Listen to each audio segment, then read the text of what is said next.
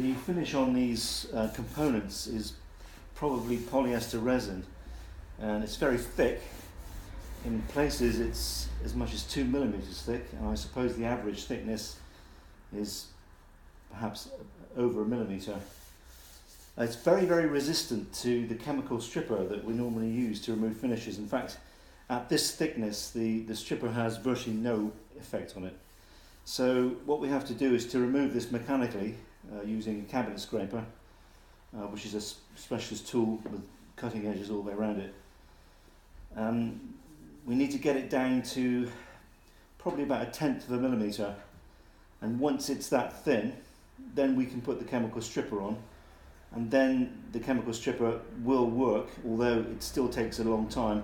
Usually the stripper to remove a normal finish would take about 20 minutes, but even with much of this resin removed down to about 1/10 of a millimeter, the stripper can take up to 8 hours to remove the final small amount of material on the surface.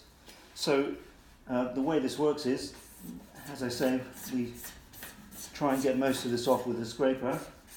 It's quite a time-consuming process, and it's not something that you can rush.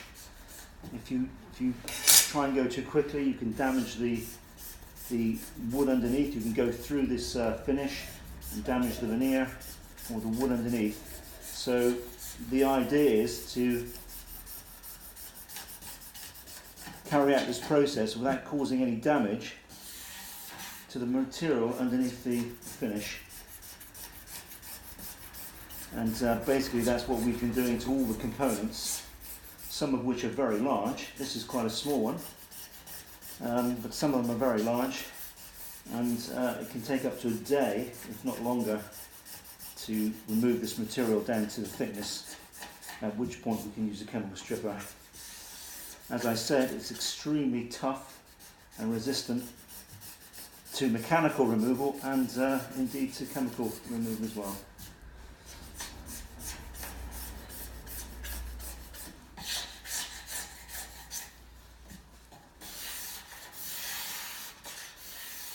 This piece isn't too bad. I think probably this piece is about 1 millimeter thick, the finish on here.